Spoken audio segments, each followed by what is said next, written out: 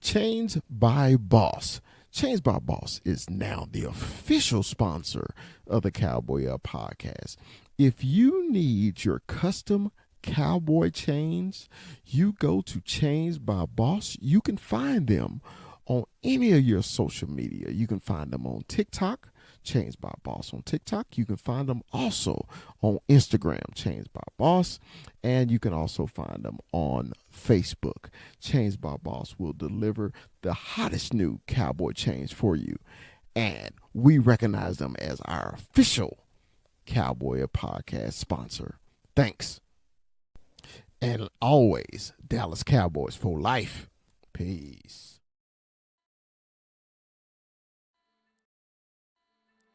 The Cowboy Up podcast would love to welcome Vosqueros Gang as our official sponsor of the Cowboy Up podcast.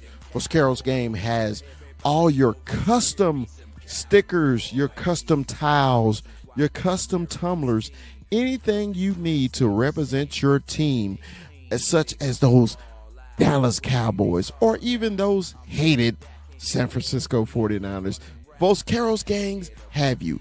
You can find them on all social media, especially Instagram and TikTok. The Cowboy Up podcast welcomes Vosqueros Gang as our official sponsor of the show. As always, Dallas Cowboys for life. Peace.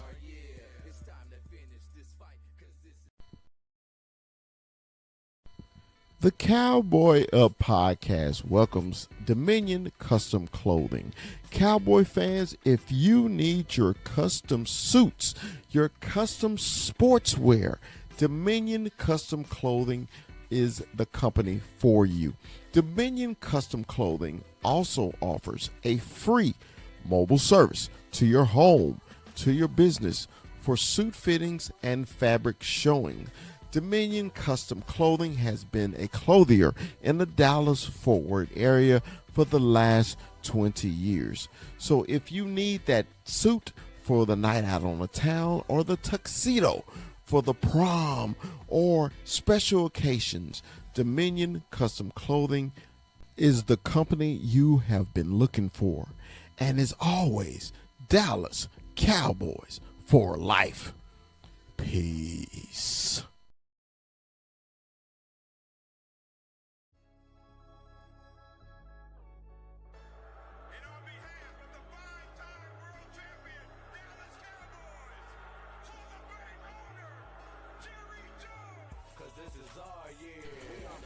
From Stop 6, Texas, it's the big fella.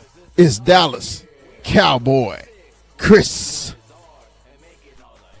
And from the 915, Cholo Town, El Paso, it's our man, 21, Armando, 21. And from the hill country of Texas, Austin, it's our man, Retrofit Sports, Hook 'em, it's Rue. And from Tucson, Arizona, the player personnel director of the Cowboy Up podcast is Kuiper AZ. And from the great state of Arizona, he's Mikey 520.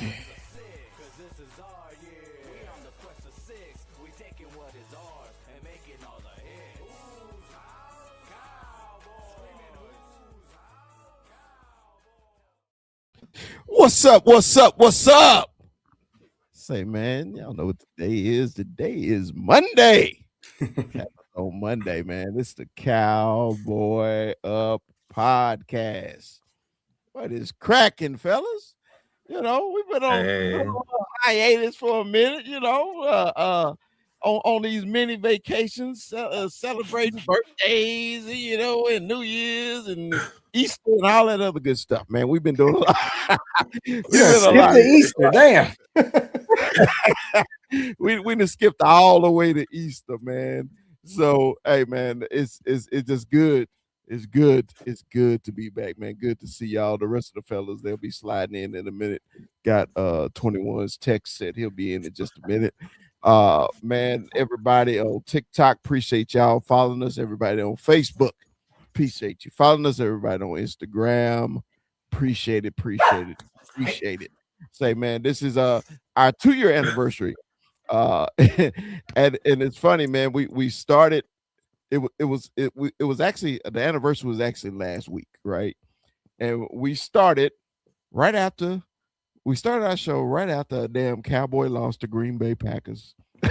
And I was like, way to kick off a Cowboy podcast right after a Cowboy lost to the Green Bay Packers.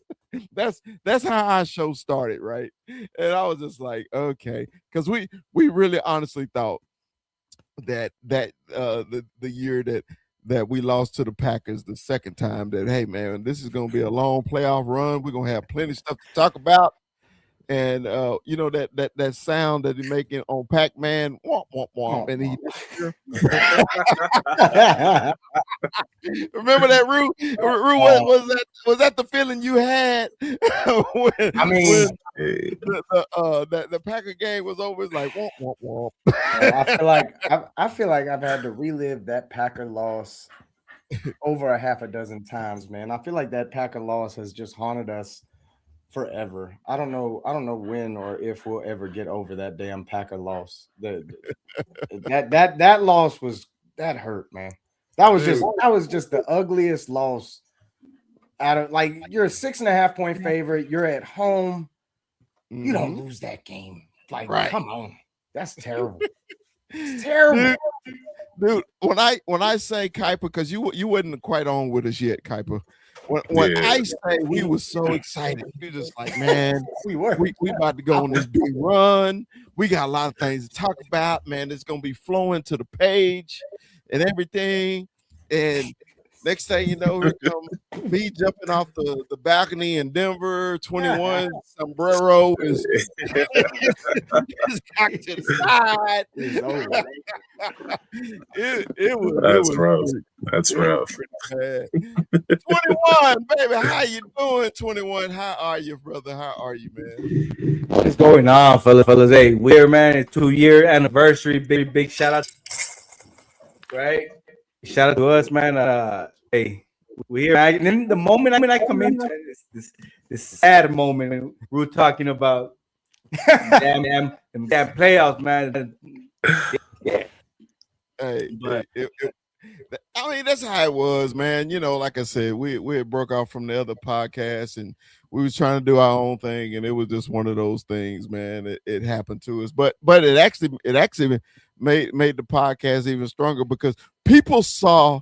Well, you know how non-Cowboy fans they like basking in our misery. So you know, it was just like, look, man, either we real fans or not. That's one of the two. Either we gonna be real fans or not. And so we lived it. You know, we lived it and got in there and did what we had to do. So, but it's 2 years later. And we've been going strong, man. Had some nice accomplishments and everything. Got an active Cowboy on the show, you know. Hell yeah. We invited the enemy on the show. We invited Kuiper, and you know, even though his team keep kicking our ass, and I don't know why we keep having him on the show, but he can't beat the Cardinals for some reason. I don't understand why. You know, we've had almost destruction of the show, and then come back to life of the show. Man, I think our show is like a mummy. You know, sometimes we go on hiatus, but you know, then we become the Walking Dead again. So you know, can't get rid of us, can they? So man, I know Kuiper only got a short time, but you know, I'm just trying to catch up a little bit. We've been gone for 2.5 weeks, really almost 3. So 21, man, how was the new year and everything, man? Well, I heard you just got back from Cali. We was out in Cali. Little mini vacay, or what do they call it nowadays? Vacations, right? You know, it's a little couple thing, right? It was a couple little day trip.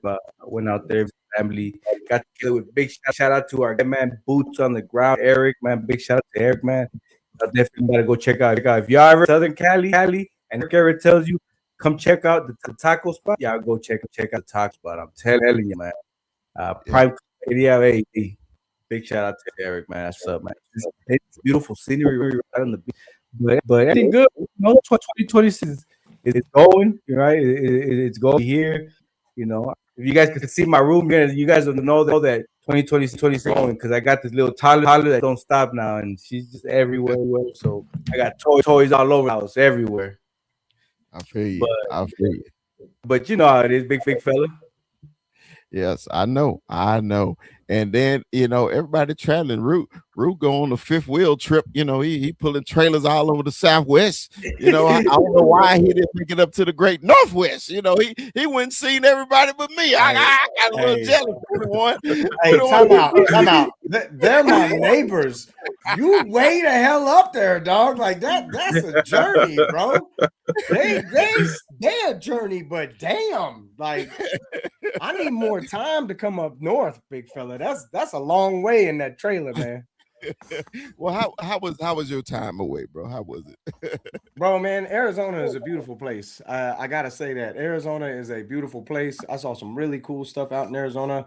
I gotta make that trip out to the Grand Canyon at some point, but going down south near Benson, seeing what Arizona was like, man, Arizona was dope. The White Sands, that was crazy. You're surfing on that, surfing on them big old sand dunes up and down them slopes. That was wild. The dogs loving the shit because it's just national park after national park out there. And it's not terrible. Outside of that, bro, man, New Mexico is probably one of my favorite places though, because we had to make that stop on our way back. New Mexico is super dope, bro. Just to go from regular weather to hitting the mountain and just being covered in snow. And it's really not cold. Like I'm telling y'all don't know what cold is until you come to Texas and it's a solid 40 degrees and you're just like, I'm not going outside ever again. And you're like, that's only 40. Come experience this because you're 40. I'm telling you that right now. Right. They're 40, they're 50. It's nice, bro. Arizona and New Mexico. And honestly, I wish he was here. Because I did get to run into old Mikey 520 out there in Benson, or in Tucson, actually. Made our way up to, of course, the casino. Same place I saw Mondo in El Paso. I keep dragging you boys to come gambling with me. One day you're going to take me up on it. But Mondo's like, nah, bro. I see this shit too much. I'm out. But Mikey, of course, has owed me for a hot minute. And I really wanted him here to defend himself, but he's not here. But this man has owed me a debt, and he has finally paid it. So I'm gonna clap it up to Mikey right quick. Hey. This little sign. Shout out, Mikey 520. I appreciate it. I got a nice little spot for it. It's right in the background, so he can see it every time he pop on. But man, it was just cool, man. Being with family, just having the dogs out, and just experiencing some different places that I haven't been before. So I always appreciate that. Man, that's good. That's good. Now, Kuiper, how was your little time away, man? I know it sucked, man. I know we was talking before the show, but none of our teams are in this, man. So how was your little time away from the podcast? Because we rebooting right now because we got a lot of content we about to put out. Shit. Yeah, man, it was fun. I got to really hang out with family a lot, man. Really for the holidays, and it just man, these playoffs were hell for me. Watching every NFC West team fucking make it at each round, man, and the Seahawks are in the fucking Super Bowl. I hate this shit. But you know what, man? It was fun watching. It was fun watching the Senior Bowl, getting to scout out a lot of players. Mm-hmm. Yeah. Well, let me tell you what I did. I did absolutely well. No, I did. I went up to Canada, hung out with the Can fan for one playoff game. Had a good time there. And basically sat here in Seattle, dodging raindrops. And I was like, man, I was jealous because everybody was in Arizona. Then 21 sends me a shitty ass picture of the worst hamburger place in the world, In-N-Out. And I was just like, I don't give a shit about In-N-Out. I don't care about fucking In-N-Out. Now, if he took a picture of Whataburger, I'd be like, oh yeah, appreciate that. So man, I was just itching to get back in here, man. It was a lot of things happening. Cowboys got him a new defensive coordinator. Indiana won the national championship. New England made it back to the Super Bowl. It was a lot of things that was going on that I really wanted to talk about. But I was like, nah, I'm gonna give the guys their vacation, man. You know, because the NFL season is long as hell. You know, it's really long, and you don't realize how long it is until your team is mathematically out of it, and then be like, this shit ain't gonna never get over with. You know? But then when your team winning, you be like, oh man, is this it? We ain't got more to play for. Yeah, so it really, it was one of those 2.5 weeks where I was just like, man, I was jonesing, man. I was like, all right, we got to talk about some things. So first, I know Kuiper don't have much time because I know he had the boogie. But Rue sent me this, and I'm actually glad he sent it to me because where did I put it? God darn it. Give me 1 second, guys. There it is. All the coaching. Hold on. Get this. There we go. All right. Can everybody see that? Yeah. This is the new coaches in the NFL. Man, everybody got their coaches, right? Everybody's in now. Does anybody got a vacancy? Everybody's in, right? No, this is it. The only one who hasn't taken a spot is Seattle's. What's his name? Kubiak. Or no, Kubiak. The Raiders. The Raiders, yeah. All right. So anybody on here, were you surprised or were you disappointed? And I want to start. Because I laughed at this not because who it was. I laughed because of their tradition of longevity, right? So when Mike McCarthy got the job for the Steelers, I was like, but the Steelers always hire a 30-year-old and let him coach for 25, 30 years. Nope. Mike McCarthy is what, 65, 66 years old? And are they doing just a quick rebuild? What do you think they're doing, Rue, with the Mike McCarthy thing with the Steelers? The same thing. Just a quick rebuild? I guess, right? Like I don't know. Maybe they didn't see their coach of the future. Maybe they didn't, which is crazy to me because I feel like this is a year where a lot of different people were available. Like some of these hires, man, I'm very impressed with. Some of them definitely raised some eyebrows, but that one was just like, well, he's going to be the shortest tenured Steelers coach in the history of the Steelers coaches. Right. That's because he ain't going to be. You're really going to tell me he's going to be here 10 years? I'd be surprised if you. I'm thinking 5, just because of who they are. Right? It's the Steelers.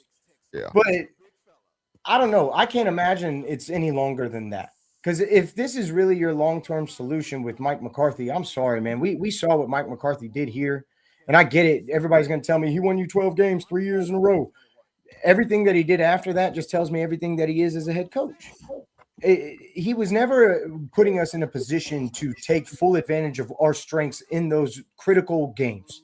And that's the biggest knock on Mike McCarthy, is because that's what happens in those biggest moments when he's coaching at, not just here. We saw it with Aaron Rodgers. Like there's times where you're just scratching your head with Mike McCarthy, and it's very shocking to see him go to the Steelers. But he's reunited with Aaron Rodgers. That's probably only one more year too, right? If it even is a year, because who knows what's happening with that? Might come back, might not. No clue. But it definitely made me scratch my head, because I'm just like, bro, you hired like essentially a lesser version of a guy you already had. It's just the opposite version of it. Yeah, like it was the opposite version of it. Like you definitely hired down, at least in my opinion. I'd take Mike Tomlin. I know you have your own opinions about Mike Tomlin, but if you're telling me it's McCarthy or Tomlin, hey, you sure you want to leave? Yeah. Well, I still like McCarthy over Tomlin. You know me. I'm not. I know you're not a Tomlin guy, but I'm sorry. That's wild to me. That's a lateral move at best. Well, yeah, and now I laughed at it, but like I said, I wanna be fair when I say this. Okay, he is a winning coach. He did win here. His last year here, I don't think the front office gave him much of anything to work with. We all knew that he was on his last leg, especially after the Green Bay game. I don't know why they just didn't do it after the Green Bay game. So the next year they don't even give him anything to work with, man. And then that got hurt, and it was just like, oh, he gone now, So that's how I felt. So I just, hey, that this is the only. I'm sorry, this is the second head coach for the Dallas Cowboys to get a job in the NFL. Think about it. Who was the first one? After they left the Cowboys, Wade Phillips, Kellen. Jimmy Johnson with the Miami Dolphins. Oh yeah, Jimmy Johnson. Because you got to remember, get back. Tom Landry. Remember, Tom Landry retired. Okay, Yeah, permanently. The next coach was Jimmy Johnson, right? yeah. All right. So then we go to Chan Gailey's and the Campos and Parcells. He retired permanently. Wade went back to coordinating. None of them. He went to the Texans though. Yeah, he did coach Texans. But it was a tip. It wasn't a head coaching job. It wasn't. Yeah. So the last head coach for the Dallas Cowboys to coach another team as a head coach was Jimmy Johnson, and now it's Mike McCarthy. And I think Mike McCarthy got that job just because he's from Pittsburgh. Kuiper, what you think? I think it was the last ditch effort to get A-Rod to stay one more year. But why? Truly. This is the same mistake they made with Kenny Pickett. If you really look at their roster, right, they have a lot of old players on there. A lot of old players. So it's not really that kind of a year for them to truly rebuild. I think this is, fuck it, one more year with A-Rod and Mike McCarthy. Let's see what can happen. Man, Jesus. I can see if A-Rod was 5 years ago, it's I can kind of see what Kuiper talking about, because where's Pittsburgh draft? They don't really do they. I mean I don't know. We really don't know, but I think they're in a year where it's like they really don't have much as far as draft capital. I mean, I don't know, right? But I feel like they don't have that much draft capital, and then they're just to me it's just hard for me too that they went after Mike McCarthy and go back to what the big fella said, because they're not having coaches for 6-7 years, right? Tenured coaches, and so you get Mike McCarthy, and that was kind of like, okay, he's gonna be there that long? I doubt it, but we'll see. We'll see. I'll tell you what though, he does bring up a good point, because if anybody's gonna know how to deal with a cap hell like that or with players like that, I mean. Because he's right. They're in cap hell. They were the highest paid defense in the league. They finished in the bottom half of the league in defense. They made the playoffs. So draft capital, Mondo's right. I mean, it's in the middle, right? And the latter part. And I don't know where their first round pick stands, or how many picks they have available. But they're pressed against the cap. They don't really have a quarterback. You don't know what's going on with Aaron Rodgers like that. That's a tough job. Yeah, that's a tough job for anybody. Yeah, I mean, they're in a real tough situation. I mean, that is a real by Kuiper too. Yeah, I mean, that's a huge point to bring up, because that's definitely. I mean, I get it. It's the Steelers, but how attractive is that job? Yeah. Hey, can you look at his resume now? He ain't head coach of the Green Bay Packers, the Dallas Cowboys. That is wild. Steelers. When I say 3 royalty franchises, right? Yeah. I'm like, Jesus. How? Hey man, he got some great interview skills, don't he? Right. I'd be curious to know how this one went, because I'm sure it was much different than the one with Jerry. Yeah. So the other core, the one that killed me. Now this is the one that killed me, man. Hold on, I'm sorry. The John Harbaugh to the Giants killed me. Oh, not because they hired John Harbaugh, it's because they hired John Harbaugh. That makes sense to y'all. It makes sense. It makes sense. And the reason y'all know I am Michigan through and through. Harbaugh is whole family is Michigan through and through. I was so happy when Jim went to the AFC, and now John is in my damn vision, and I can't take it. I don't like it. And I was listening. I had to go to Sneaky's podcast, and I had to listen. Right, bro, they are already talking Super Bowl. They're winning the Super Bowl, and I was just like, "Oh, so that was the only thing y'all was missing was a coach." Okay. So the only thing that guys was missing was a coach, right? Okay. All right. So they already chalked up what they win 4 wins, the four games, because that fourth one was against us that we basically sat our starters and you know Dak didn't really need to play anyway. So they they won 4 games. So they said they got a new coach, and all of a sudden, John Harbaugh is going to get them to the Super Bowl next year. I want y'all thoughts. Kuiper, we'll start with you. It's not going to be next year, okay? But if I'm going to be honest, he's probably the best head coach in the division right away. I truly think that Sirianni's not that great of a head coach. He has a really hard time keeping discipline on his team and fucking dealing with all these personalities. John Harbaugh's discipline and hard-nosed personality and attitude really is going to resonate with this entire team. I truly think he has the personalities and the personnel right now to make a good impact. They're not going to be a playoff team. I don't think wins, but I love the move, honestly.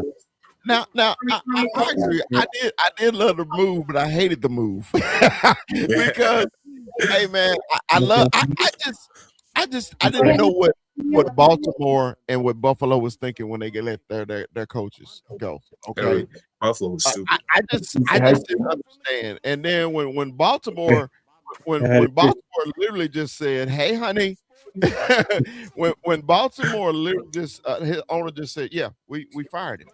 Not we parted ways or we was letting him walk. He said we fired him. Rue, why did they fire John Harbaugh?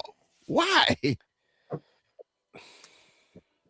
I honestly I don't know. And I figured just change of face, maybe.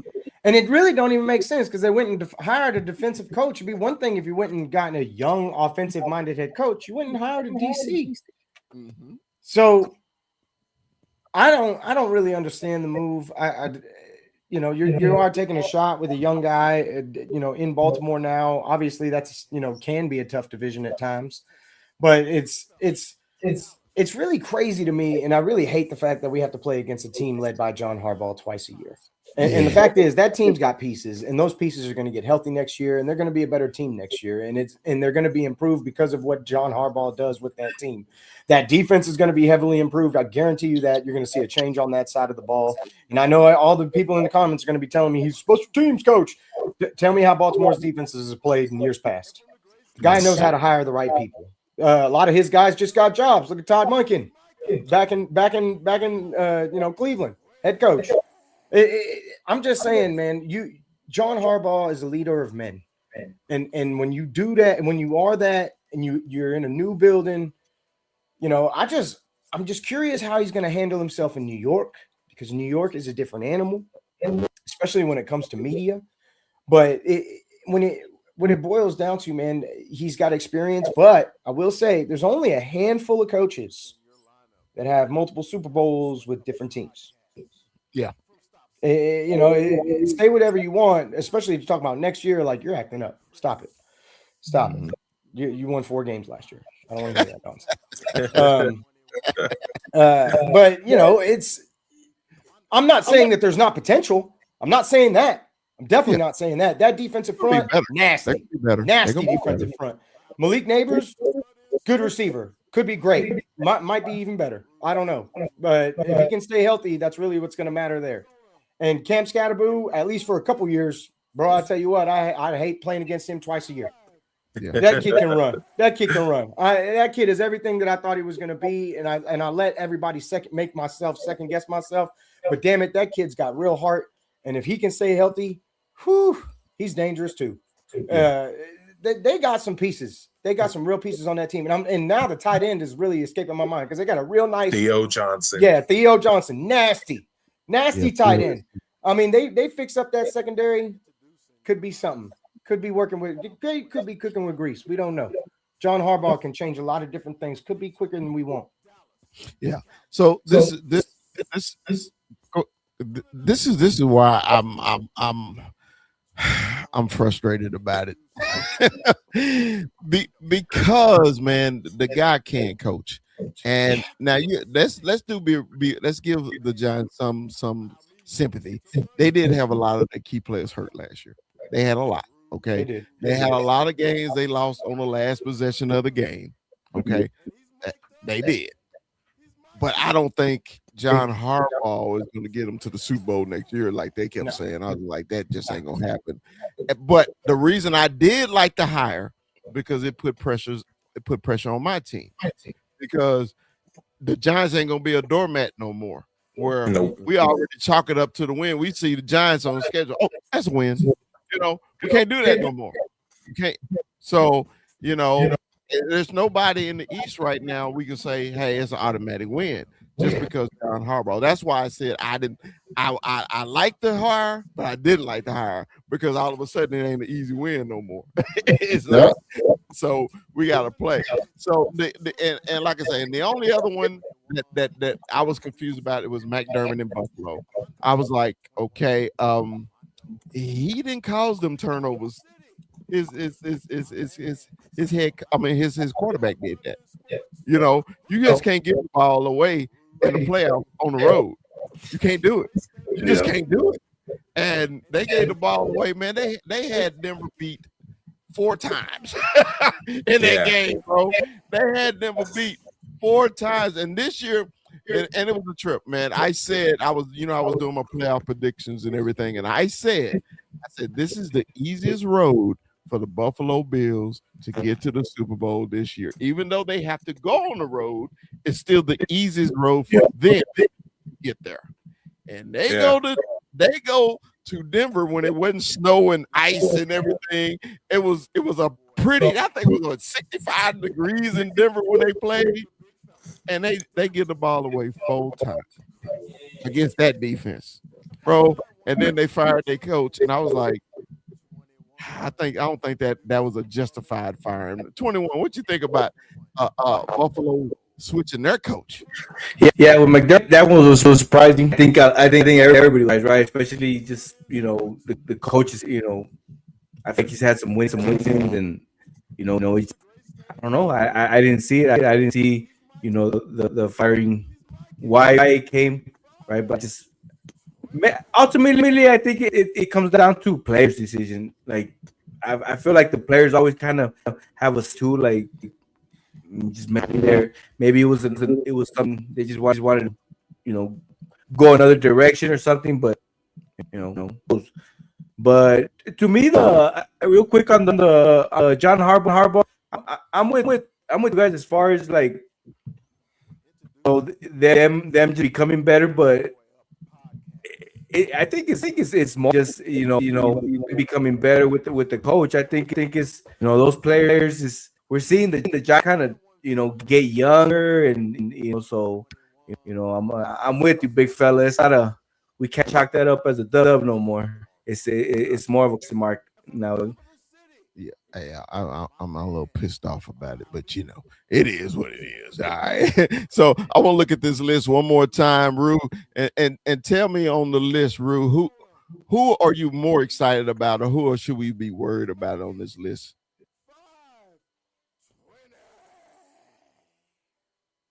Are you muted, Rue? I think Rue's muted. My bad. Honestly, man, I know it's the Raiders. But Clint Kubiak feels like he's getting into a really nice spot. Kevin Stefanski in Atlanta is getting into a really nice situation for himself too, in my opinion.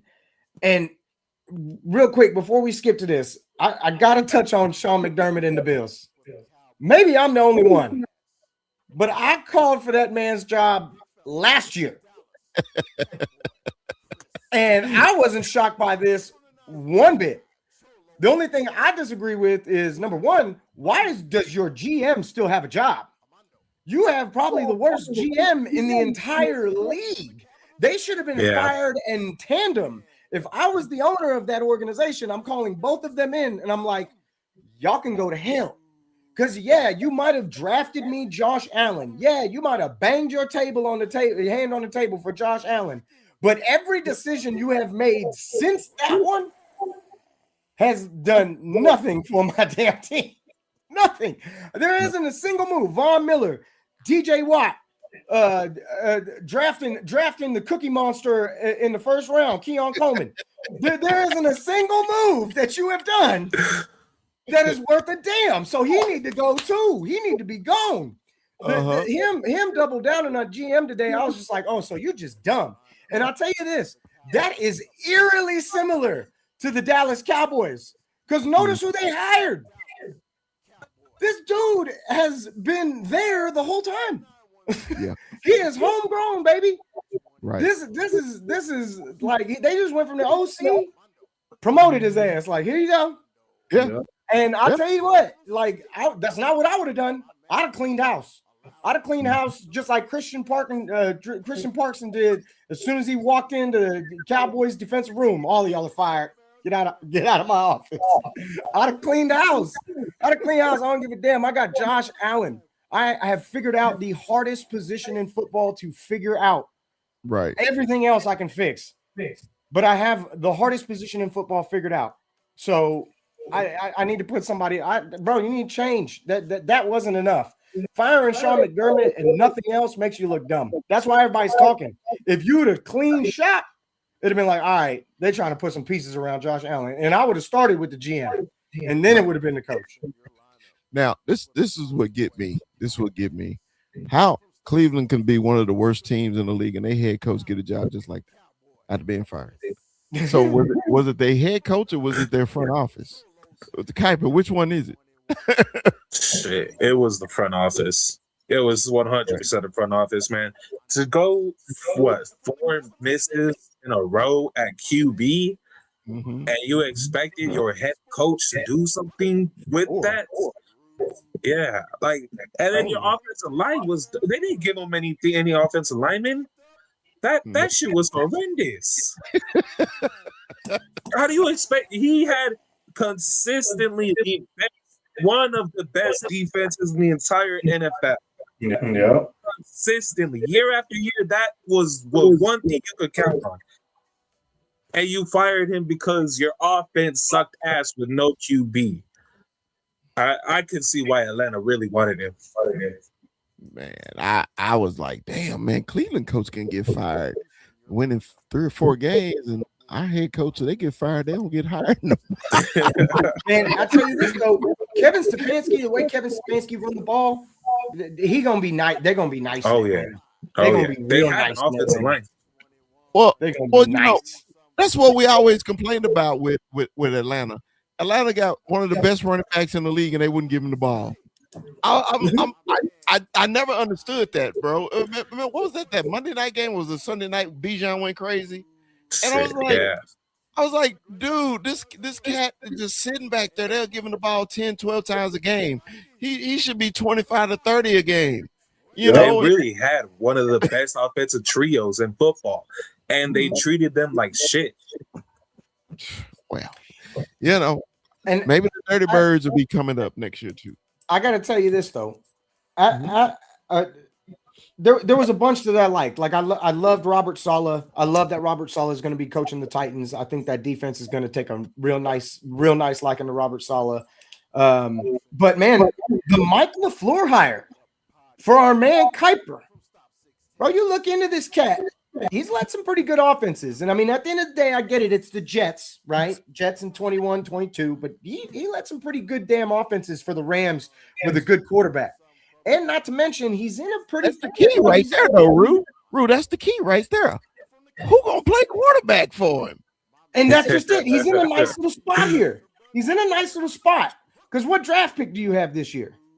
We have number 3, but we ain't picking a QB this year. He'll have his choice, but it won't be from this year. Okay.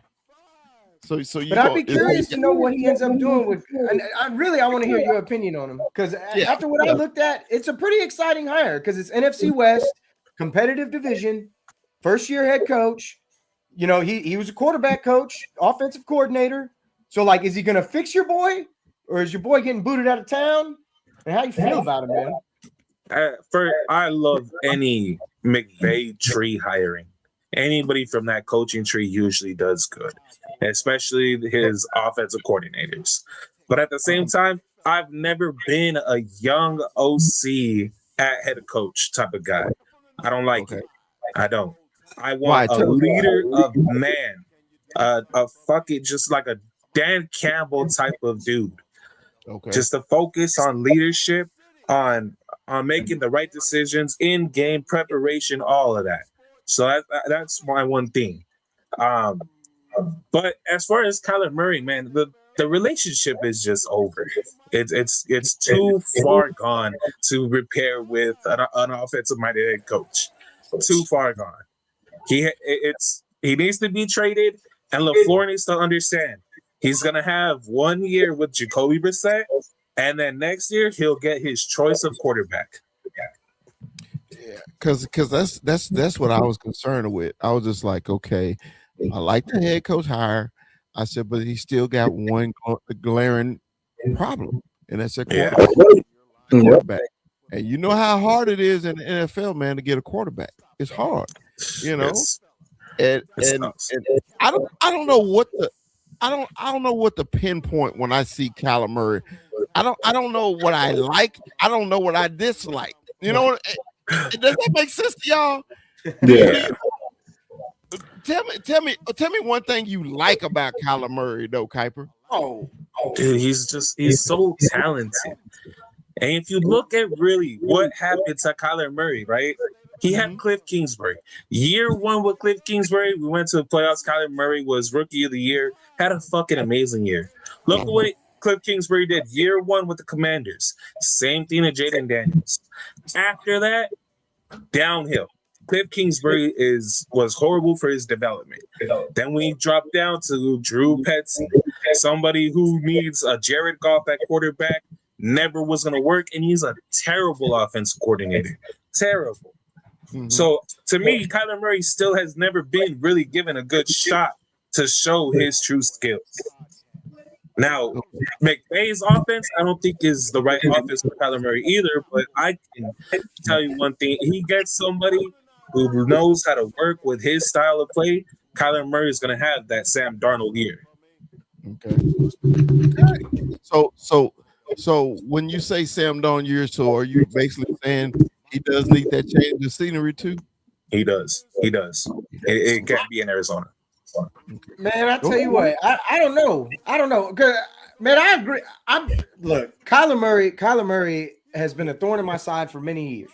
Okay, from going to Allen High School to playing at Oklahoma, and obviously he's never lost in my building, right? Like that's a real stat.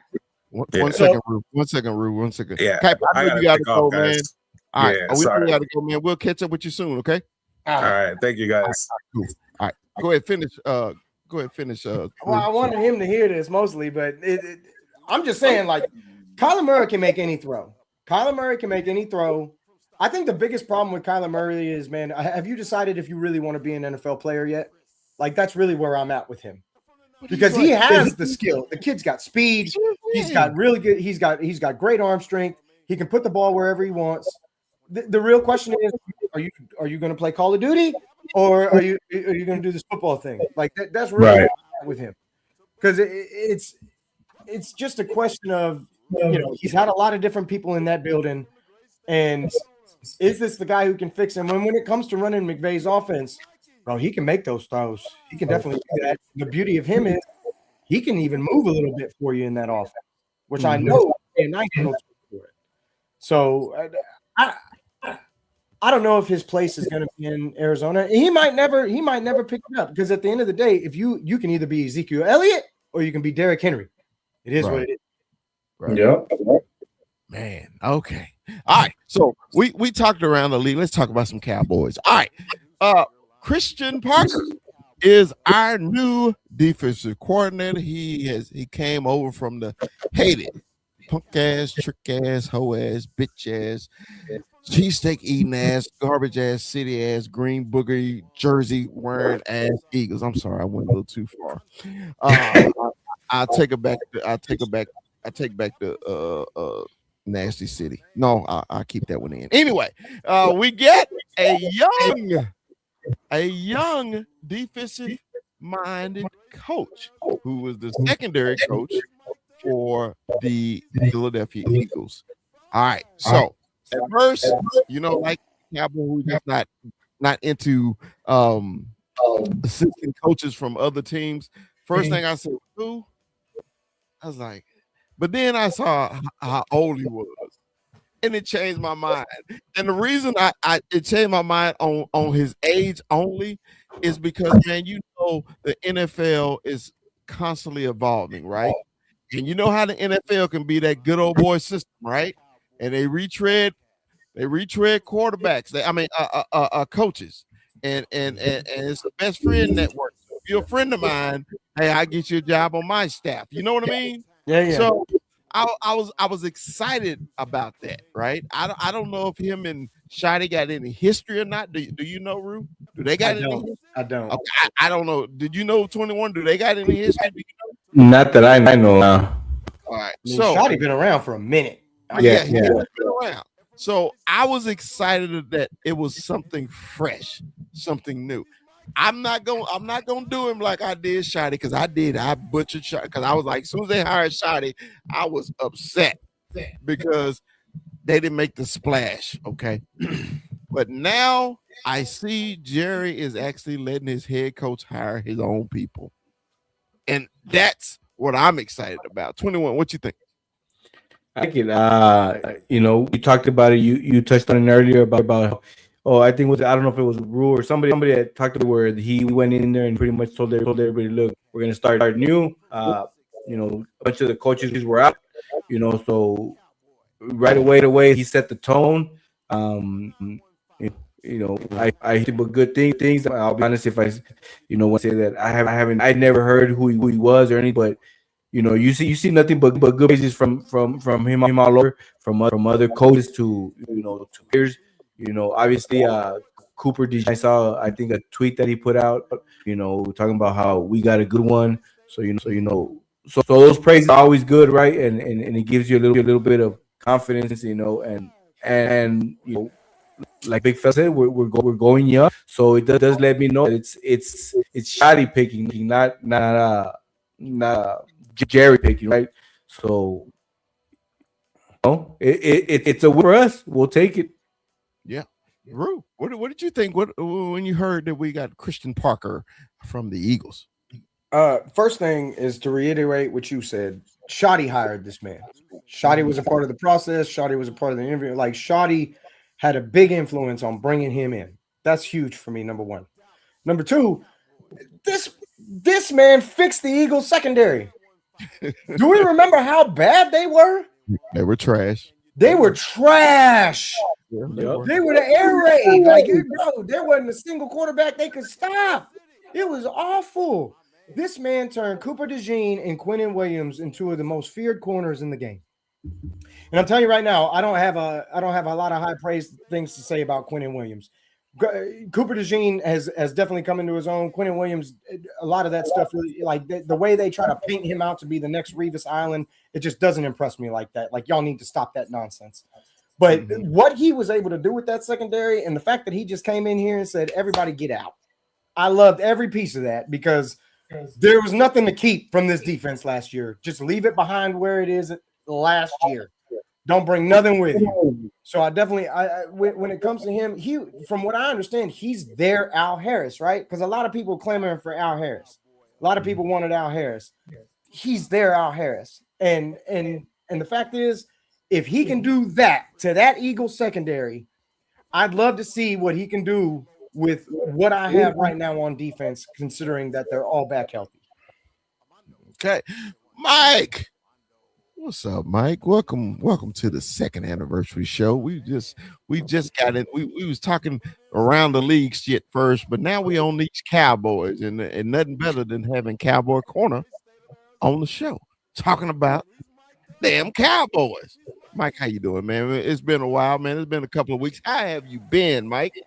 Yeah, what's going on, you guys? Been amazing. Congratulations on 2 years of success here on the show. It's always great kicking it with you guys. Shout out to you guys allowing me in your space.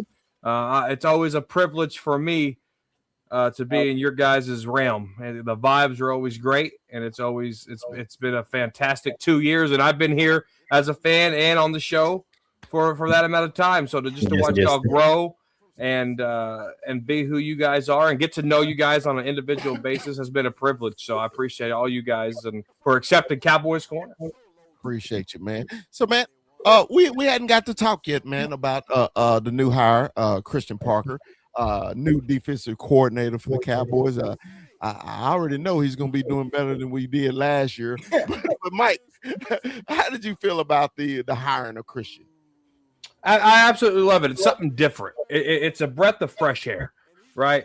And the biggest piece to this, and he's young, and he happens to be black, right? I mean, he's our second black defensive coordinator. This is not a Jerry Jones move at all. It really isn't. Yeah.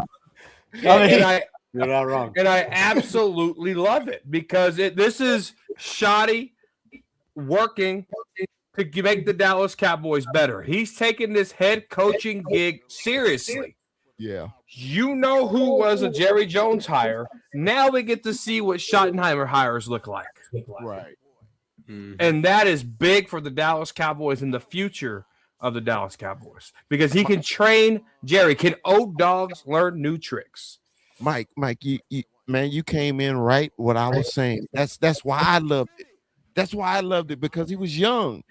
I didn't even give a damn he's black. That some bitch could have been purple. He was young. He was young, man, because I remember when the Rams hired McVay, right? And everybody like, why did you hire this young cat? And the Rams had missed a beat, had they? They got his system. He's innovative. They keep going to the playoffs. They should have went to the Super Bowl. They should have beat these damn Seahawks. I got a story about that too. And bro, I always wanted young. I hate the retread. I know a lot of people wanted Al Harris back and all that. I understand because us Cowboy fans, we can get a little loyal sometimes. We get a little too loyal, right? And it's just because the devil we know, right? So that's half our problem. But I'm glad. I'm so glad we got young. Shotty got to hire his man. Okay. And let's run with it. And man, and we're gonna get into a lot of draft content coming up. We are, but right off the bat, I know we got 2 number 1 picks. And I've been listening. I've been really patient about talking about it. I really don't want to get to it now, but I just it's on my brain. I don't want the Cowboys to even think offense in the first round. And the reason why, let me explain. Our biggest deficiency was the defense, and we got an opportunity to get 2 elite players on defense. That's why I say let's go strictly defense in the first round. I'm open up for a suggestion or debate on this. Anybody different of opinion on this? I got a question. I want you guys to think about it. I know this is a big old debate about trading back, right? But how do you guys feel about that? No, I want to stay where I am. I want to stay. I want the 2 first round picks. I want 2 first round. I need immediate starters right now on defense. I need them Defense right? On defense because look, think about it. All right, only one. I take it back. Only one position on offense that I'd accept, and if it's a tackle, that's the only one. Okay. All right. Then The my tackle. argument's out the window because that's where I'm at. That's it. If we get a top 5 tackle at 20, okay, all right, I'm good. But if he ain't there, nothing but defense. That's how I feel. Go ahead, Rue. I really, that's kind of where I'm at, man, because I really feel like a tackle needs to be addressed. I understand that we drafted one. I don't know what's gonna I don't know what's gonna happen with the guys that we have. I don't expect Terrence Steele to make it through camp next year, or through March or what have you. When's the cut? Corner knows that better than I do, but tackle. If it's not defense, it's tackle, and I feel like it is something that needs to be addressed because I feel good about the inside. It's just tackle. I feel like it is an eyebrow raiser for the most part, even though we did see a lot of rotation, some depth, but definitely would like to see that the position improved if we do anything other than defense coming up with those first 2 picks. Corner, how you feel? I am extremely nervous for them to draft defense. Okay, tell me why. It's 2020 to 2025. They drafted 30 players. One committed suicide. So that leaves 29 players. 20 of those players are not on this roster no more. That means 9 players are on this defense right now. They have shown me when it comes to evaluating defensive talent, especially in the first round, they can't do it. And I'm okay with picking at 12. Now, the only tackle that to me is worth that 12th round pick is the tackle from Miami. That's it. That's the only tackle that I would take at 12. Now, if Caleb Down is there, you can't mess that up. If Ruben Bain is there, you can't mess it up, right? But the Cowboys have tendencies, and I'm still going through this draft process, so I don't know who has injury history. I know Jeremiah Love just, hurt his ankle at the Senior Bowl practice on Thursday. That could be a Cowboys move. Oh, my God, we stole Jeremiah Love because he tore his ankle up, right? And so now, let's say they strike gold at the 12th pick and they get Caleb Downs, right? Mm-hmm. I don't have faith that they can do it again at 20. And I don't want to sit at day 2 with my hands on my ass, right? Mm-hmm. I would rather use that pick to get a 2nd and a 3rd round draft pick somehow. Because I'm terrified that the Dallas Cowboys have these 2 draft picks. Because they're going to screw it up. They're going to look at their track record. Will McClay does not know what he's doing. Mike, you said you were terrified. Oh, I'm terrified. They're going to screw this up. But let me ask you this, Michael. Does this change with the new coaching? You got a younger coach staff. You got.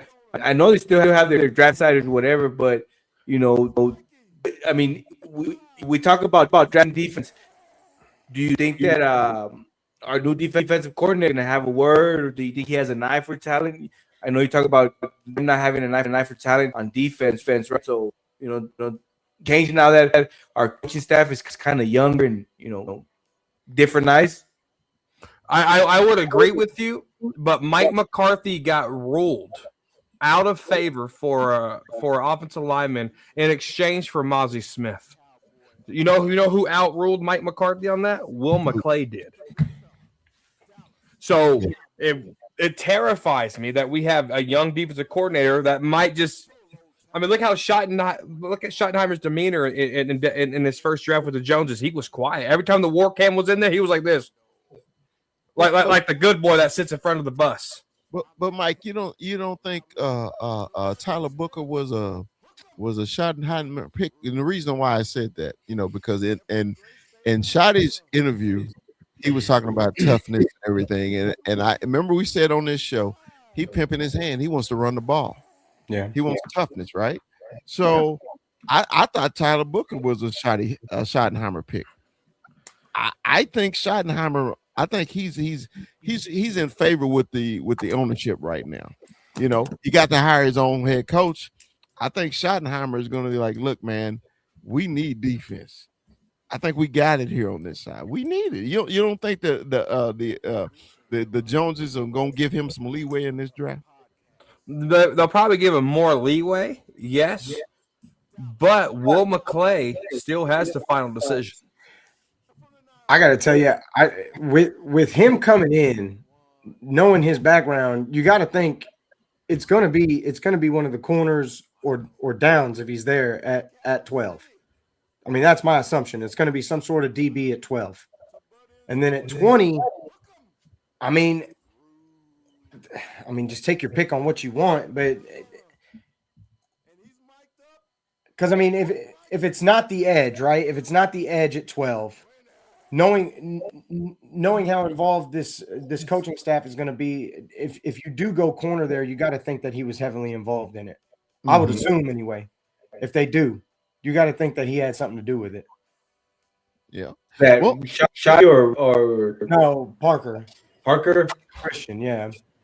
Because I mean you got to assume they brought on young secondary coach, to be the OC, to be the DC. I mean, we said it last year how they were pimping their hand. This could be another one of those things. Or, I mean, maybe it's at that 20 spot. I don't know. And maybe it's not like obviously then it wouldn't be him. But, secondary in this draft, from what I understand, is pretty deep. And I mean, we haven't really dived into it. We're just giving it. I mean, it's just a little taste. But I mean, ultimately, you have a lot of depth at that position coming out this year. And then, I mean, if you're going D end at 12, I'm not really mad either. Because, I mean, it's something that needs to be taken care of, especially after what we saw last season. You're not going to get what you need on a consistent basis from Houston, and it's not going to come from Sam Williams either. So go ahead. No, the reason I was going to say defense, man, because we went out and get a fresh new hot defensive coordinator. We got to change our whole mindset of how the Cowboys operate, and I hope Jerry has been doing that. So if he's going to do that, he got to change his mindset on how he's going to draft these players and who to draft to. So if he going to give Shotty leeway and Christian Parker, the new defensive coordinator, leeway, hey, get the people. We got the picks now. Remember, we gave one of the most exciting defensive players in the NFL.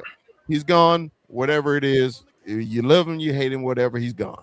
But we still we noticed it was no replacement. Our corners sucked. All this stuff was a downfall. I think it was a snowfall. Everybody on the defensive ball side played bad. Overshown still wasn't hell. You can tell because he always popped off the screen. He didn't pop at all last year. He's still hurt. I don't care what nobody say. Every damn linebacker on our team absolutely sucked. So only bright spot was Quentin Williams from a trade, but then the trade was 2 weeks too late. So that's why, man, I'm just so focused on the defensive side. I really do. I just think they got to hit. They got to hit. They have to hit. Can I throw a wrench in it? Go ahead. What if they did something like just ridiculous? What if at 12, and I mean, he's too old. I wish I could think of somebody else off the cuff, but what if you just traded high profile DN for your 12th pick? They do the Max Crosby thing, or they go after another high profile DN on a contract year or what have you. They screw it up. It's only one. They screw it up. Terrified. You're terribly order. Jerry would call himself and say, "Is Mingo available?" and send the Cowboys 12th round pick. He'll trade himself for Mingo, huh? Oh no! Trade Mingo back to his. I mean, the thing is, I get it, right? I get it, but they haven't. Would you say as of right now? Obviously, it's early. Would you say the Quentin Williams trade is a miss? I don't think. Or do you see? Well, future? Here's how I can't answer that until I know what our record is next year. I'd say, tell me this. Going into this year, knowing that you have 2 first-round picks, the second-round pick, compared to what we were going into at the start of 2025, you think you're going to feel better about this one or compared to how you felt about the last one, or do you think you were better off last year? Because honestly, as we sit here today, I feel like he made the right decision. And I feel like all these moves are going to come to fruition, and you're finally going to get these guys back healthy, full off season, and you're poised for it. Like the Eagles are going to fall apart. It's just it's only a matter of time. They can't even they literally had to pull some guy out of the dumpster to come work for them. It was ridiculous. And then I'm just saying, for me, looking at the pieces at a core compared to what I started with in 25, I feel much better going forward than I did starting last year. I would say it's hard for me to grade that Quinnen Williams trap pick because the Jets will get the lower of the pick. So if we win 2 games and the Packers win 1 game, they get the Packers pick. Vice versa, they get our pick, right? So whoever the lowest pick is, that's what happens. Now, if the Cowboys pick is a high pick, yes, we won the trade because it worked, right? But if the Cowboys pick is top 3, I'm gonna be punching the air because we could go be getting Archie Manning and can this old bastard of a quarterback, right? So it all depends. I'm not going to allow him to keep talking about me. It all depends on how it plays out because you gave up Quinnen Williams, but to what extent? Did you give up a top 3 quarterback in the next year's draft? We're not going to turn this into a Dak Baskin show. I'm not. I'm just saying. I'm looking for the future. I'm looking towards the future. We're not going to do that. Okay, we're going to celebrate our 2 years together. We're going to hold hands and sing Kumbaya together. We should talk about that though too. Let's talk about Sean Mannion, coordinator for the Philadelphia Eagles. This man, Sean Mannion, he was the quarterback coach for Green Bay last year. That's a wild hire. That's a wild hire for OT. I'm going to hold my tongue because when they hired Sirianni, I was like, who? The special teams coordinator from the Patriots? And he has 2 Super Bowl appearances in a Super Bowl ring. So I'm just going to bite my tongue till I see it. Okay. Fair enough. That's true. That's fair too. That's true. Well, look, I wanted to tell y'all something real quick. Now, y'all know I'm up in Seattle, right? Seattle is going to the Super Bowl, right? Oh, it's popping up there right now. Going to the Super Bowl. All right. Tell me, in y'all words, if the Dallas Cowboys was going to the Super Bowl, what would the city, matter of fact, the state of Texas be like? It'd be going crazy. It'd be nuts.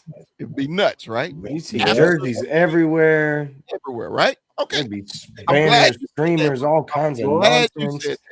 The ball would be a different Dallas Stars logo spinning every day. Every day, right? So when they made it to now, they got a thing here. Is fireworks is legal here in Seattle. So when they won the NFC Championship game, you know, they fired a few fireworks, you know, in the neighborhood. It was funny to me. I was like, all right, cool. So the next couple of days, I was like, man, I'm gonna see Seahawk gear everywhere. I mean, it's gonna be Seahawk everywhere, right? So me and the kids go to the grocery store. Grocery store packed. I seen one dude with a Seahawk jersey on, one dude with a Seahawk hat on. Okay. We leave. This is the grocery store. Just imagine the grocery store in Texas. Okay. Mm-hmm. If the Cowboys was going to the Super Bowl. All right. So then my granddaughter had an assembly, right? I know how kids dress. They dress like their parents. Go to an elementary school anywhere in Texas and the Cowboys is losing. They got on Cowboy jerseys everywhere, right? Get to the assembly. It was 2 kids that had on Seahawk jerseys. And I looked at my wife. I said, honey, if this was Texas, everybody in here would have on blue or white. Cowboy gear everywhere you turn. And I was just like, the city, you would think this city would be hopping, right? Yeah. Dude, it is the most boring. If I didn't live here and just came in, you would never know the Seahawks going to the Super Bowl unless you watch the news. That's wild. Yeah. That's wild. That's wild. I mean, that's crazy. It's too cold to care, I guess. I follow a few. I follow a few of the Seahawks content creators. Shout out to Hawks and shit, Green Hawk. But follow a few of them, and they did the little Seattle Seahawks send off. It wasn't too packed. I was like, okay, is there more people? Or is that bad angle or what? Bro, it's like they ain't even playing Sunday, bro. I was just like, it is no way in hell. I mean, I can maybe understand the week before, but the week of the Super Bowl, like, Bro. nobody's hype. That's Bro. crazy. It's simple. They know what it's like to be there.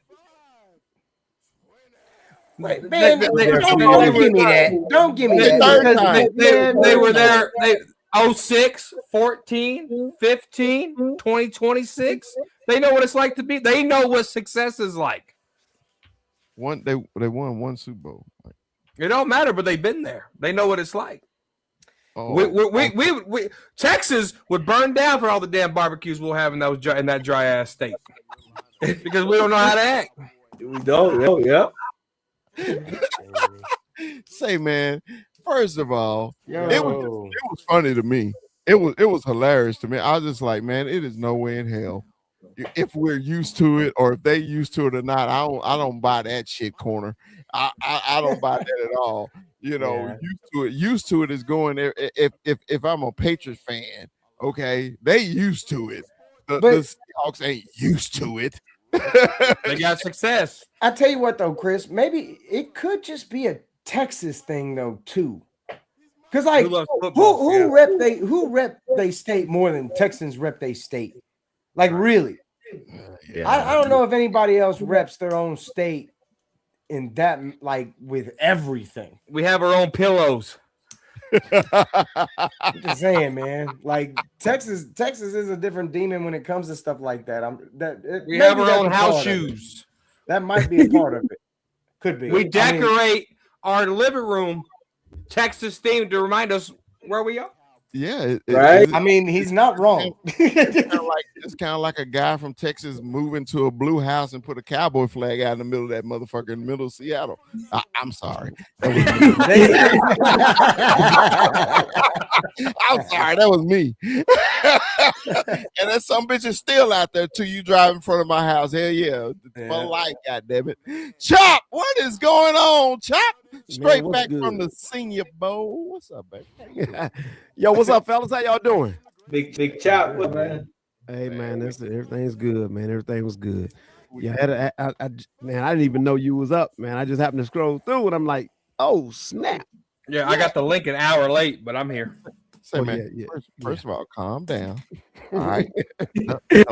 He said, relax. Relax. You know, if we didn't want your ass here, you wouldn't get a link, right?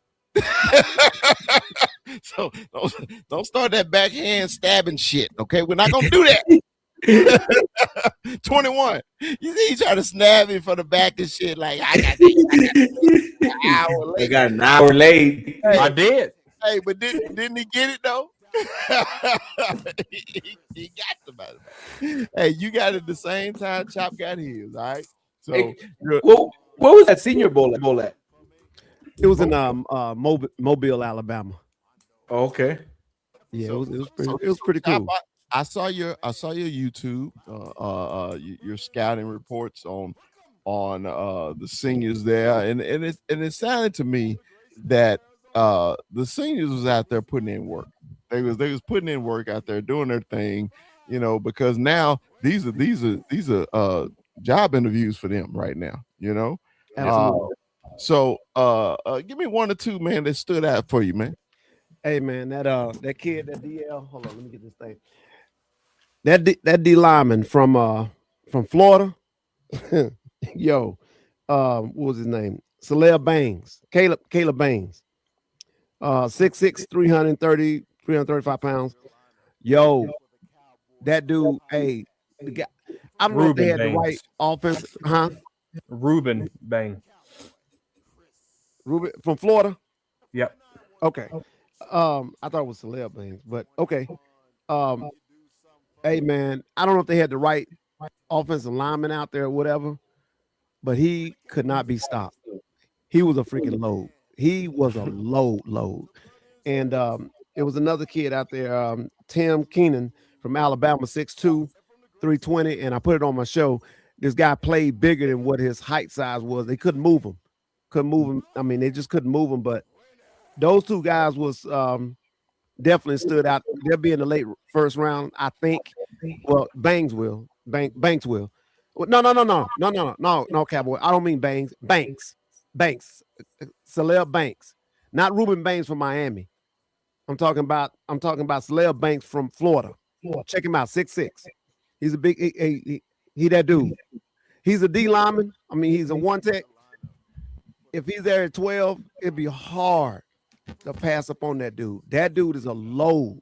And I know we kind of solidified that line, but he was a load. I went out there looking for, the cornerbacks, linebackers, and the edges. That's who I kind of wanted to see. But this guy was just showing up everywhere, man. I mean, they had a few cornerbacks out there that was pretty much represented. I was out there, ran into Foots the King out there, and Zach and Chris. So I kind of hung out with them a little bit. But hey, man, they got some corners in the draft now. Yeah, because that's one thing I do like about the Senior Bowl. And I actually like drafting seniors. Because seniors to me, they ready to roll right away. They didn't spend 4-5 years in college. They grown men now. They ain't got that kid mentality, right? That's why I say, man, in them seniors, these job interviews, because hell, they may not play another down of football after the Senior Bowl. You know what I mean? So they got to go to that real world. They got to punch them clocks like we do. You know what I mean? So, hey, man, I'm excited about the draft coming up and everything, man. So, like I said, the next shows, man, we're going to get into them really deep and everything like that.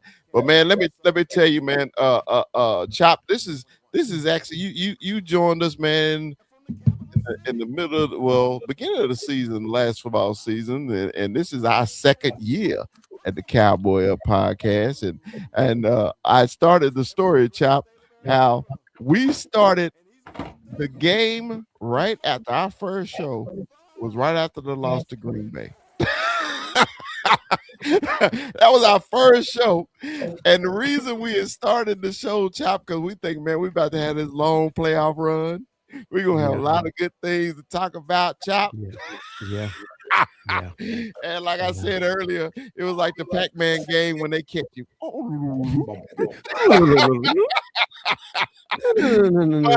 But we fought through it, man. We hey, it's always Cowboy stuff to talk about. So always we fought through it, man. And we just appreciate the people who followed us over from the old show. The Cowboy Huddle. Shout out to G, the number one Cowboy fan, Hampton. Shout out to him. I gotta get with him too. I gotta get with G, man. So we just started doing our own thing, man. And thanks to Deuces, because if it wasn't for Deuces, we wouldn't have a show. and the guys know what I'm talking about.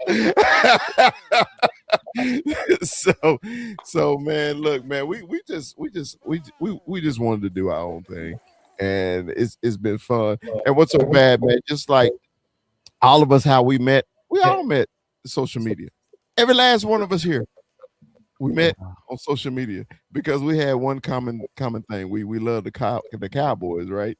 And my whole thing is real dudes know real dudes, right? They you know who fake, who phony, you know how to know. You can feel it in your bones, right? Yeah. So, and I try to treat everybody the same. I was just like, I want you to know, man, if we friends, we're gonna be friends for life, And my mother used to say this all the time. She said, Chris, you sure can't bring home a stray dog. I said, Mom, what are you talking about? She said, boy, you make friends anywhere. Yeah. She said, you've been doing that since you was a kid, man. You can make friends anywhere. I was like, hey, I can't help the people love me, girl. Shout out to moms too, man. Shout out to moms. She be coming up to Seattle soon. Hey, any story, 21, man, that that you remember over the last 2 years, man? Did you still think about here at the Cowboy Up podcast? Hey man, just, having the Brock on there was one of the big highlights. Obviously, we were able to get an active player at the time. Well, he's still an active player. So shout out to Brock. Hopefully, we can get him back, man, and hopefully we can get some more people out here, man. Yeah, he had tuned in on the stream on TikTok earlier. I saw his name pop up, so he snuck in on the show a little bit, man. Shout out to Brock Hoffman, Mr. 6'7". Hey, 8'9". Hey, 21. Rue, any special things, man? The last 2 years, man. You want to recap? Damn, man. I mean, there's some personal stuff for sure. I mean, going to the Michigan game with you was a pretty big highlight for me. I know that's not really part of the show, but being able to do that, meeting through social media like this and experiencing a game like that was cool. So, that's definitely something I'll never forget. And then, man, obviously having Brock on here, that was huge. That was a pretty big day. That's just the big fella putting in work, bro. And shout out to you for always doing that, man, because that's definitely one of them things like that doesn't happen without you. So that was huge. He follows all of us too. Yeah, he does. And that's the other thing, man. Brock Hoffman is cool as a fan. I don't care where Brock Hoffman goes. I don't care if he's a Cowboy for life or if he ends up somewhere else. Brock, I will always be a fan of Brock freaking Hoffman, man. That dude is a cool ass dude. Just for showing us love, man. Because he didn't have to do all that. Yeah, he didn't have to do that at all. He didn't have to do none of that. And the fact that he was cool about it was always pretty chill. And yeah, man. I mean, just really the connections, bro. I mean, with all of you. I think that's the biggest takeaway from this that for me that I get out of it is the connection that we all have in this and just together and that's what's really dope about doing shit like this. Now, FYI, man, 21 will be making his first venture up to the big house this season, man. The University of Texas El Paso is gonna stroll their little sexy ass to Ann Arbor. Hey, man, you know what happened last time Texas came up to Ann Arbor? Yeah, buddy. That was a different Texas team. Hey, you never know. You never know. We might witness Appalachian State 2.0.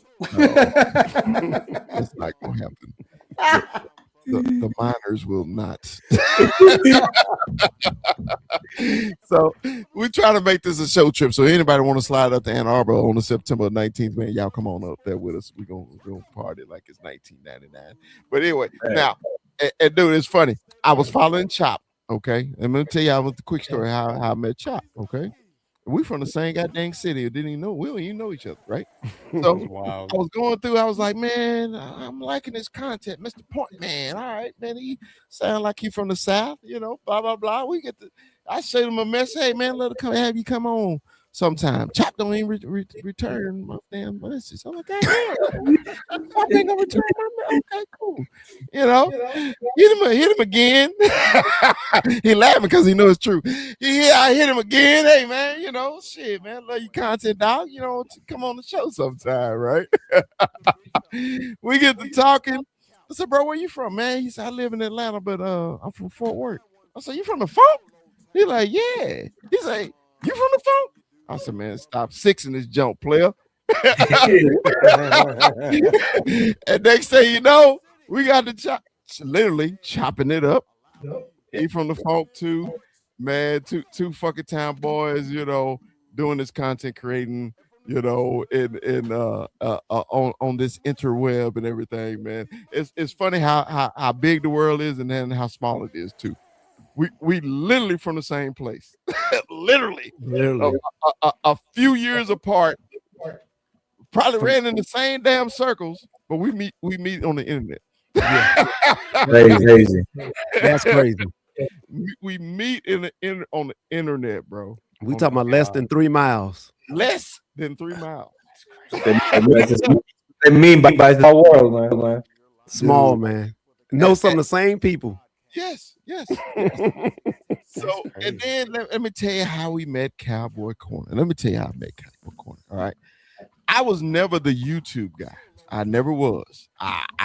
And until we got on Gary's show, I was never the YouTube guy. And then I started scrolling YouTube and everything, and ran across Cowboy Corner. And I was like, this dude crazy as shit. I was like, but he funny.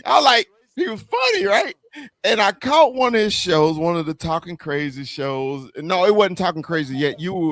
Was it the Frisco? No, the other show before the Frisco Report you was on, Mike. What show was that? What's the name of the show? You got to go way back in the memory bank. I thought it was called something else, Mike. What was your first show called? Mm-hmm. He been on so many. Anyway, I saw him. I say, that dude crazy. I said, I like Mike, and let me tell you why I fell in love with Mike. Mike is a Cowboy fan, but he's not a Cowboy fan, but he's a Cowboy fan. Whoa. Let me explain. He is the harshest critic of the Cowboys I ever met, but he loves it, man. If you ever watch his simulcast of the game, he is so excited. He's excited. He cheers. He loves them, but don't let him fuck up. Mike will rip them apart like he don't even know them. And I was just like, that's why I love him. He'll come on this show. Micah, his whole thinking of the Cowboy, the way he thinks about the Cowboys is totally different the way I think, the way 21 thinks, the way Chop thinks, the way Ruth thinks. And I think that's why when we created the show, I always wanted the barbershop format just because we can disagree to agree. You know what I mean? Cowboy Corner dislike the play of our quarterback. I love the play of our quarterback. Okay? But we still want the same goal. We want the fucking Cowboys to win. You know? So, just the way we come to it is different. So, man, this just, for those who's watching on TikTok, on Facebook, Instagram, all that, this is just, how we became friends. We became.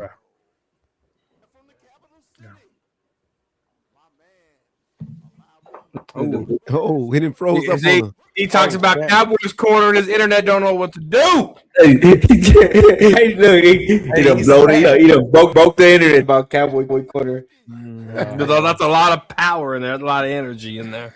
Man. But it's been a crazy ride with the fella, man. When I got to meet him on a personal level, it was for a Cowboys game. And dude invited to his house, and ever since then, it's been his, man. I mean, the big fella. I've been out to us in Seattle, so it's pretty nice out there. But, man, I gotta make that trip up north, man. Because I got a couple buddies up there, man. I got a friend of mine that has a bunch of family up there. He always tells me, bro, you got to go up there, bro. We can go elk hunting and all kinds of nonsense. I'm like, bro, that'd be dope. Bro, and then I'm gonna be able to go. And they play next year. They play in Seattle. So and it's a dope ass place. I saw them pictures too. I mean, the lake and all the other stuff that's out there, man. Seattle seems dope as hell. West Coast is so different, though, man. West Coast. They're rude over there. They're rude over there. They're rude as shit over there. That's northeast. Shit. I went to Orange County, and every single one of them talked like they were mad at me. I don't even know them. One of the cashiers, you gonna buy this? Well, I didn't set it up there for you to look at it. Ring that shit up. Ring that shit up. Corner not lying. I've been out there. My son was out there in Fort Lewis in the Army, and I went out there. I'm like, dang, these jokers. What did I do? Yeah, like they hate that you came over there. Right? Like, why you here? Mad you're here. Like, yeah. I told my son, I'm like, dude, and I've been out there twice. I'm like, dude, I'm not trying to come back out here. They on something else. I thought it was supposed to be different the way he was talking, but yeah. No, the food ain't that good either. The food is horrible. No, it really. Well, it depends on where you go. Orange County had some really good food. They had some good food in Lake Forest and Corona, Riverside. Hey, look, they had good food over there. I'm gonna give myself away, bro. That's some of the best Persian food on this side of the map. I'm telling you that right now. They got I love your room, but fish, right? they got some killer ass Persian food. And before you say anything, I don't know what you mean by Persian food, or if you've ever tried Persian food, but it's basically just steak and rice and beans and shit. Like it's not. Oh, it's, Mongolian? I used to Mongolian. No, not Mongolian food. I mean, bro, shit. Give me some kubi there, some rice, some tomatoes. I'm You said Kubiak, like the coach of Denver? It's like a ground beef skewer that they cook over an open fire. It's got like Persian onions food. and peppers and shit in it. It's fucking delicious. It's not Indian food now. It's not that stupid shit you done seen. It's some other shit you haven't tried yet.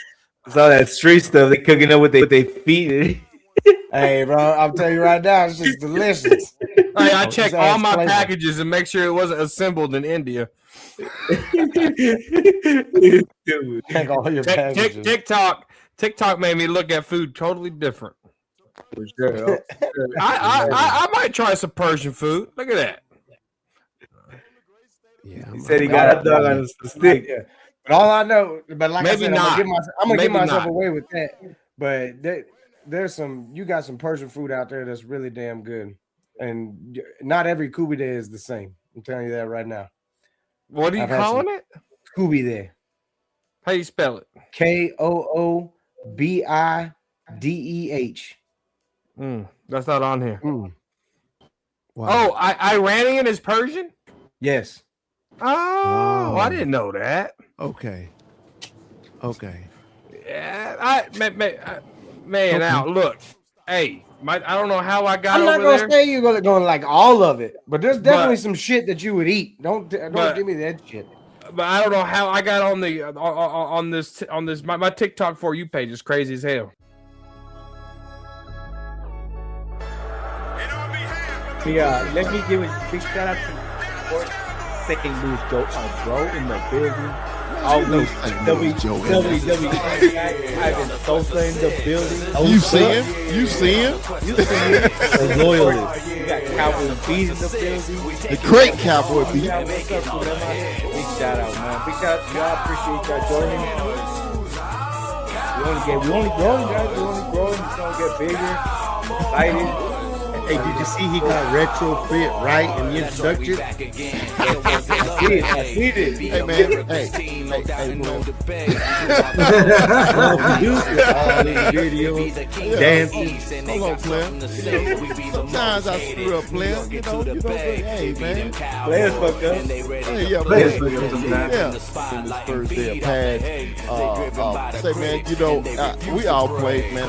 It's just something about that first day. Ain't nothing like it.